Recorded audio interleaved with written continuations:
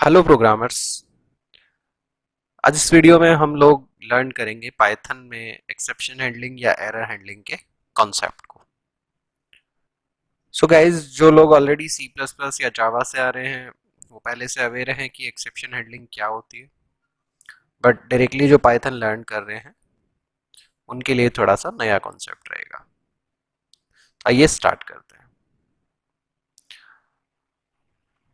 So guys, in a Python program we can face following two types of errors. Basically किसी भी Python programme में हमारे सामने दो तरह की एरर्स आ सकती हैं। तो पहली जो एरर है हमारे पास वो है सिंटैक्स एरर। सिंटैक्स एरर का मतलब क्या होता है? Such errors which occurs due to wrong program syntax are called as syntax errors.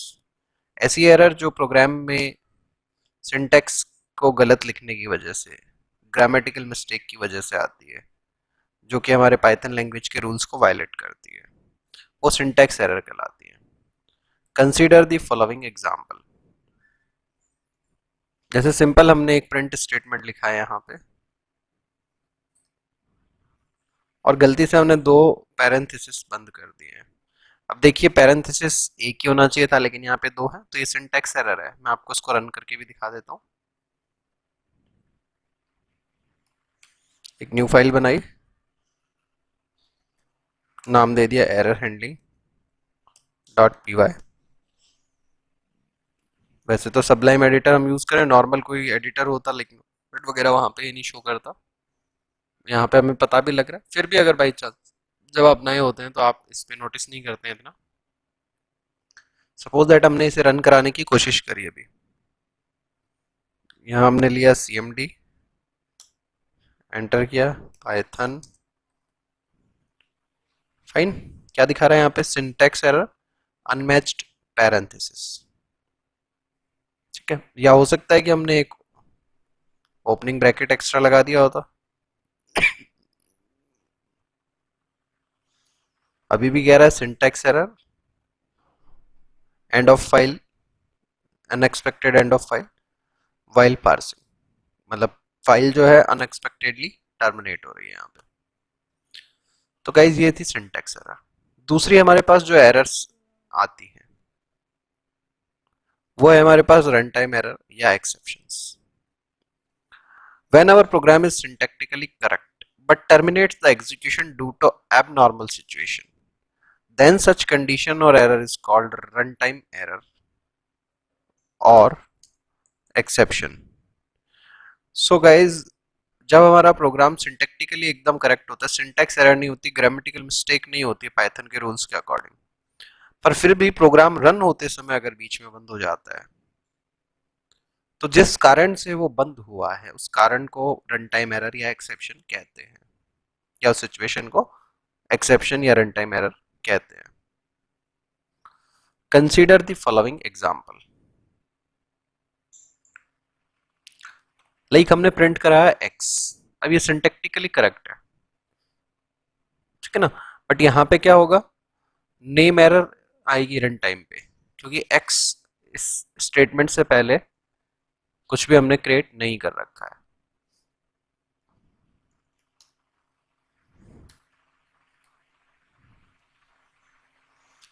इसे एग्जीक्यूट करें अभी हम। क्या दिखा रहा है ये? Name error, name x is not defined. So guys, ये दो तरह के एरर होते हैं, सिंटैक्स एंड रन टाइम। बहुत सारे टीचर्स, बहुत सारी बुक्स वगैरह इस बात को अलग अलग मेंशन करने की बजाय एक तरीके से भी दिखाती है, सिंपली एरर की कैटेगरी में डाल देती है। तो वो भी अपनी जगह पर करेक्ट है, गलत नहीं है। नाउ हम हमारा कॉन्सेप्ट देखते हैं, व्हाट इज एक्सेप्शन हैंडलिंग और एरर हैंडलिंग।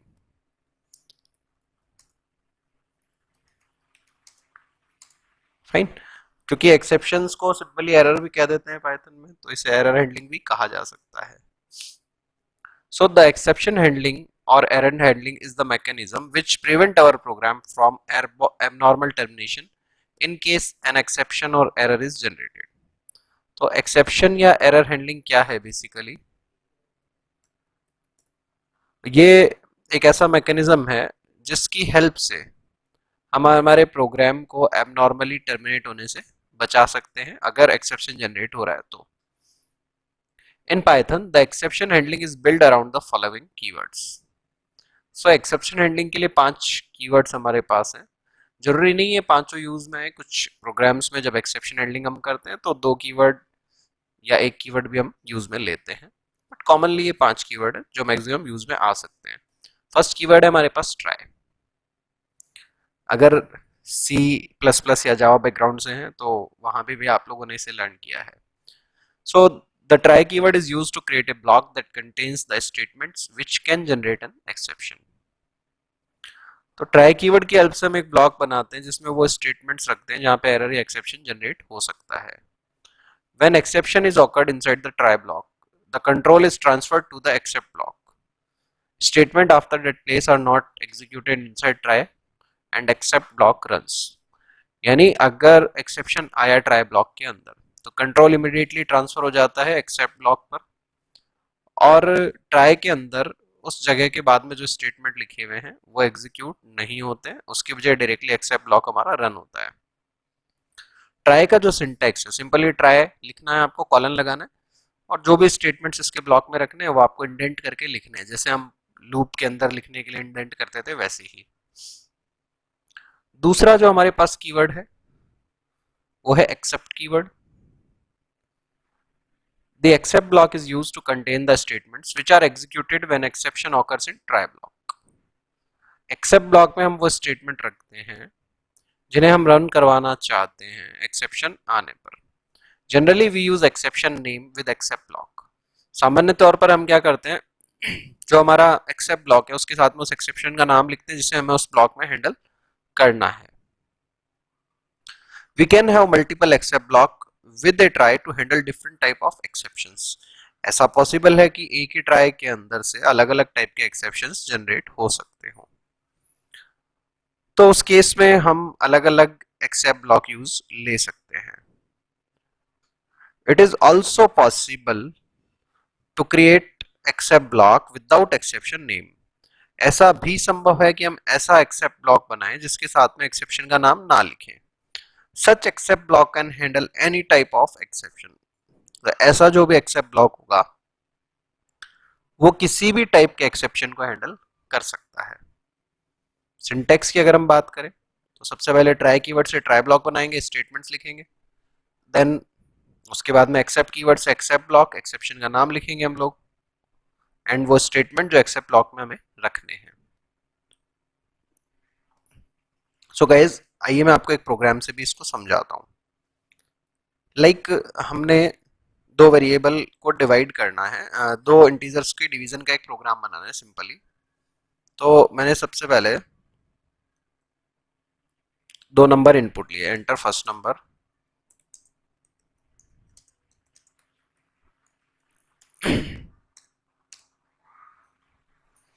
इसी तरह से हमने ले लिया enter second number.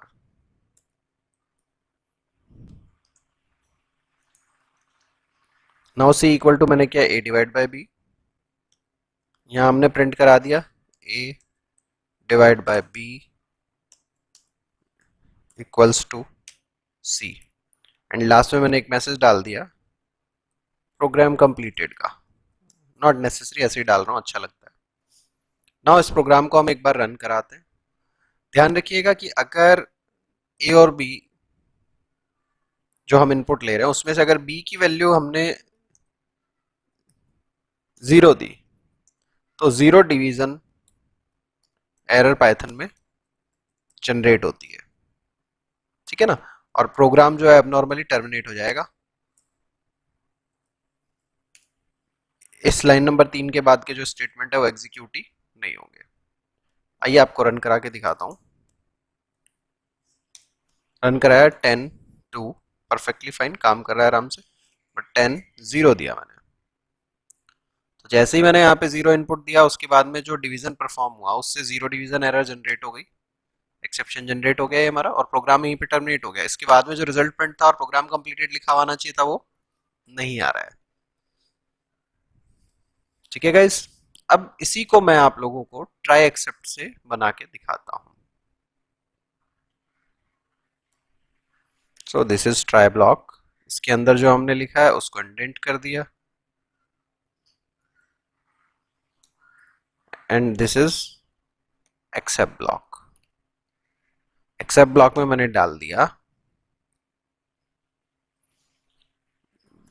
Do not try to divide an integer by zero. किसी भी इंटीजर को जीरो से डिवाइड करने की कोशिश ना करें। ठीक है, तब मैंने इसको हैंडल किया हुआ है। तो जैसे ही ट्राई ब्लॉक में एक्सेप्शन आएगा तो एक्सेप्ट ब्लॉक पे आएगा, लेकिन अभी एक्सेप्शन आया ही नहीं क्योंकि मैंने बी की वैल्यू 2 दी है। नाउ मैंने 10 ए की वैल्यू दे दी और बी की वैल्यू मैं इनपुट दे रहा हूँ 0। ठीक है, तो यहाँ पे ये क्या हुआ, एक्सेप्शन जनरेट हुआ, सीधा एक्सेप्ट ब्लॉक में आया, मैसेज प्रिंट करा दिया do not try to divide an integer by zero. Code भी आपको साथ में दिखा देता हूँ मैं यहाँ पे। ये हमारा कोड था, सॉरी एक second, this is our code. Fine, तो जैसे ही यहाँ पे बी की वैल्यू मैंने 0 दी इस जगह पर, तो यहाँ पे एक्सेप्शन जनरेट तो हुआ, लेकिन प्रोग्राम जो था वह एबनॉर्मली टर्मिनेट होने की बजाय यहाँ से कंट्रोल कहाँ चला गया, एक्सेप्ट पे। ठीक है, अभी देखिए यहाँ पे एक इंपॉर्टेंट चीज ये है, सॉरी, एक इंपॉर्टेंट बात यह है कि मैंने जो एक्सेप्ट ब्लॉक बनाया है उसके साथ में कोई भी एक्सेप्शन का नाम नहीं लिखा है। इस वजह से किसी भी एक्सेप्शन को हैंडल कर सकता है। लाइक यहाँ पे मैं सपोज कर देता सी बराबर ए डिवाइड बाई कैपिटल बी कर रहा हूं मैं, तो यहाँ पे नेम एरर आनी चाहिए। ठीक है ना, बट होगा क्या, नेम एरर को तो मैंने हैंडल किया नहीं है, यहाँ पे मैंने सीधा एक्सेप्ट ब्लॉक बना रखा है। तो किसी भी तरह की एरर या एक्सेप्शन अगर आता है तो सीधा कहाँ आएगा, ये एक्सेप्ट ब्लॉक में। अभी मैं रन कराता हूँ, ए और बी में मैं कुछ भी इनपुट दूं डजेंट मैटर, कोई फर्क नहीं पड़ेगा।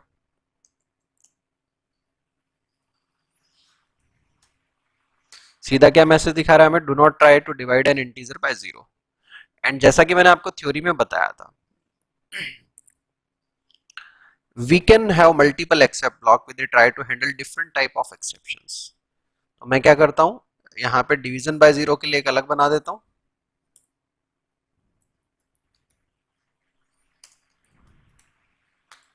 जीरो डिवीजन एरर, एंड यहां से मैंने मैसेज जो है वो चेंज कर दिया। यहां मैंने सिंपल मैसेज डाल दिया समथिंग वेंट रॉन्ग, यानी अगर जीरो इनपुट दूंगा तो जीरो डिवीजन एरर आ जाएगी, बट अगर उसके अलावा कोई एक्सेप्शन जनरेट हुआ तो डायरेक्टली क्या करेगा, समथिंग वेंट रॉन्ग का मैसेज डाल देगा, जैसे अभी इस प्रोग्राम में होना चाहिए।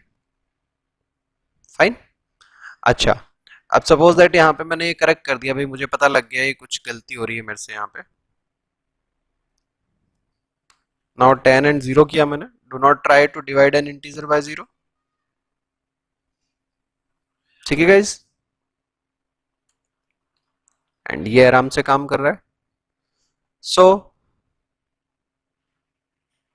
दो चीजें देखी, ये जो ब्लॉक है वो केवल जीरो डिवीजन एरर के लिए, जबकि ये जो एक्सेप्ट ब्लॉक बना रहे हैं वो किसी भी एरर के लिए, यानी जीरो डिवीजन एरर आएगी तो ये ब्लॉक रन हो जाएगा, और अगर नहीं आई तो ये वाला ब्लॉक एग्जीक्यूट होएगा, एक्सेप्ट वाला। ये ध्यान रखिएगा, इसको अपन जनरलाइज ब्लॉक बोलते हैं, generalized except block. Generalize except block जो है वो हमेशा सबसे लास्ट में आना चाहिए एक्सेप्ट की कैटेगरी में। ठीक है, आइए नेक्स्ट अपन कीवर्ड देखते हैं। नेक्स्ट जो हमारा कीवर्ड है एक्सेप्शन एंडिंग में वो है एल्स कीवर्ड। जैसे हमने इफ एल्स यूज किया था, लूप के साथ में एल्स यूज किया था, वैसे ही ट्राई एक्सेप्ट के बाद में भी हम एल्स यूज कर सकते हैं। We can also use the else block after the except block. The else block is only executed when no exception is raised inside the try block. So except के बाद में हम else कीवर्ड से एक नया ब्लॉक बना सकते हैं। वो केवल तभी रन होगा जब कोई भी एक्सेप्शन जनरेट ना हो रहा हो। ठीक है, जैसे हमने यहाँ पे किया है try statement except exception name except block, उसके बाद में else कीवर्ड। आइए इसको भी अपन रन करा के देख लेते हैं, उसके बाद में हम लर्न करेंगे फाइनली को। सो यहां मैंने एल्स कीवर्ड लगाया और इसमें मैंने मैसेज दे दिया एवरीथिंग इज परफेक्ट। ठीक है, नाउ इसे एग्जीक्यूट करते हैं हम लोग। 10 2, ठीक है, रिजल्ट प्रिंट हुआ, उसके बाद में एल्स पार्ट रन हुआ, देन लास्ट स्टेटमेंट हमारा एग्जीक्यूट हो गया। फाइन, नाउ एरर जनरेट करी हमने, अभी एक्सेप्ट ब्लॉक रन हुआ, चूंकि एक्सेप्ट ब्लॉक रन हुआ है इस वजह से एल्स पार्ट अपना एग्जीक्यूट नहीं हुआ, प्रोग्राम कंप्लीटेड का मैसेज आ गया। फाइन, नेक्स्ट हमारे पास कीवर्ड है फाइनली।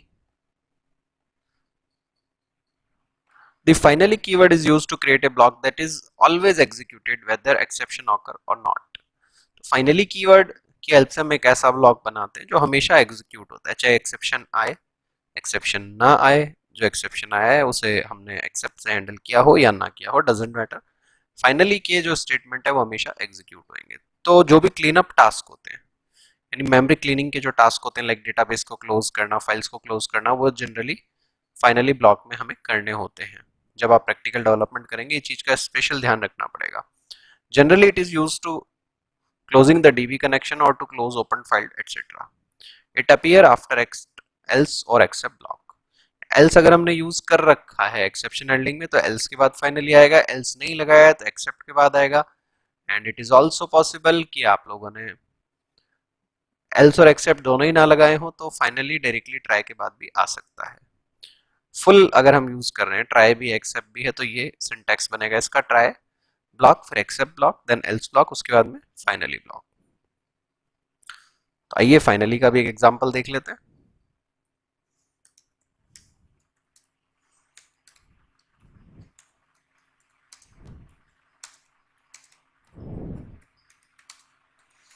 यहां पे हमने एक मैसेज डाल दिया, this will be executed always, ये हमेशा रन होगा।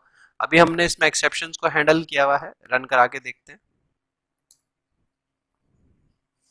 10 2, ट्राई ब्लॉक पूरा रन हुआ, एल्स पार्ट के अंदर आया, फाइनली रन हुआ, एंड फाइनली के बाद वाला एग्जीक्यूट हो गया।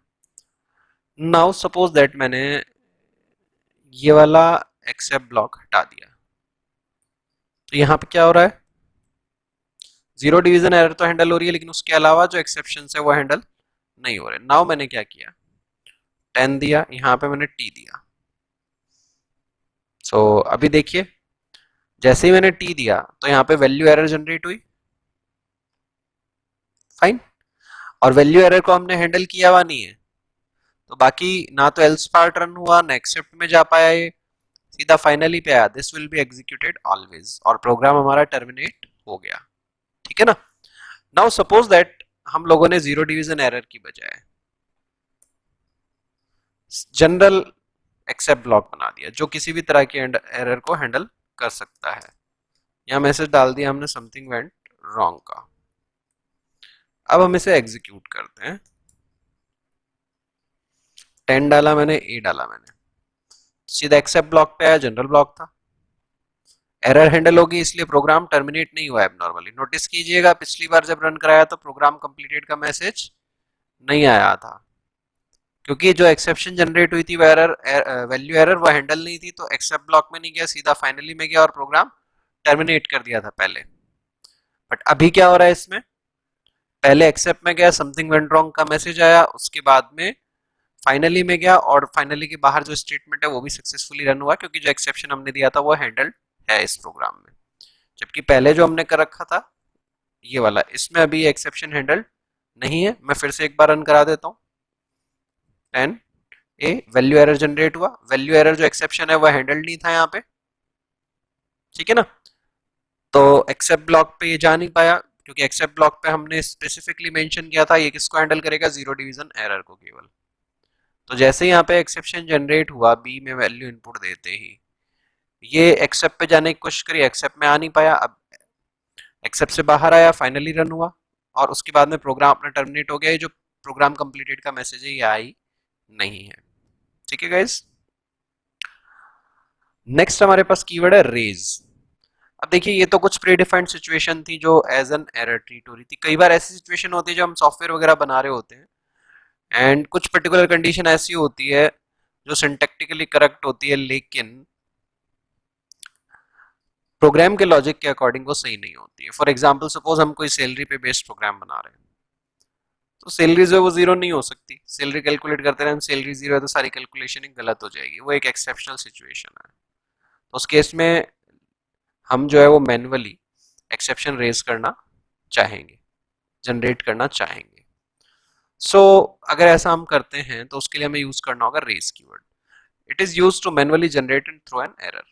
ये क्या करता है, मैनुअली एक एरर या एक्सेप्शन को जनरेट करके थ्रो करता है। अब इसका जो सिंटैक्स होएगा रेज, एक्सेप्शन हमारी एक इनबिल्ट क्लास है, उसका एक ऑब्जेक्ट बनेगा एंड जो मैसेज हमें देना है वो मैसेज हम दे सकते हैं। ठीक है गाइज, तो इसे भी मैं यूज करके दिखा देता हूँ। सपोज दैट यहाँ मैंने चेंजेस किए,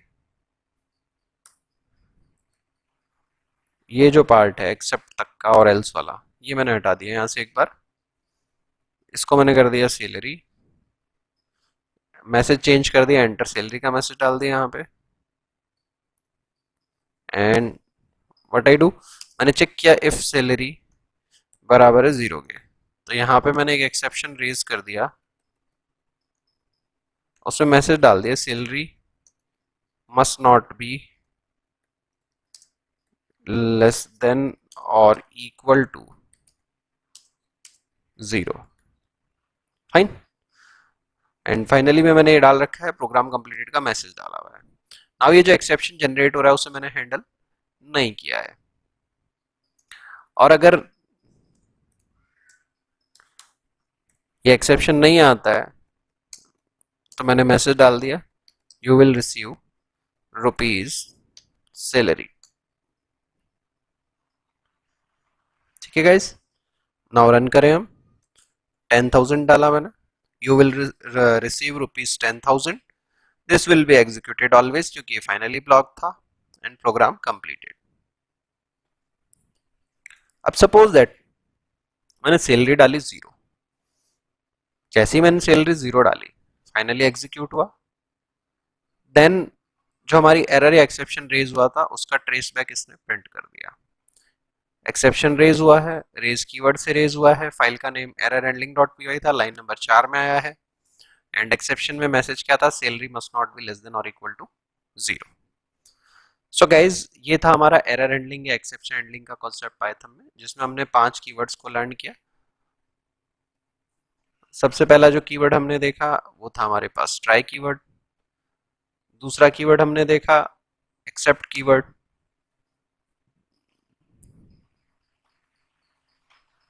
तीसरा हमने देखा था एल्स कीवर्ड। चौथा हम लोगों ने यूज किया है फाइनली कीवर्ड को एंड पांचवा कीवर्ड हमने यूज किया है raise. So guys hope so Python में error handling and exception handling का कॉन्सेप्ट आपको समझ आया होगा। फिर भी यदि आपको कोई डाउट रह जाता है तो आप वीडियो के कमेंट सेक्शन में कमेंट करके मुझसे अपने डाउट को क्लियर कर सकते हैं। मेरा व्हाट्सएप नंबर है 7742817777। उस पर भी आप मुझसे कॉन्टैक्ट कर सकते हैं। अगर आपको मेरे वीडियोस अच्छे लग रहे हैं तो प्लीज़ आप अपने फ्रेंड्स के साथ भी शेयर करें ताकि वो लोग भी पाइथन को लर्न कर सकें। Thank you once again guys, thanks a lot.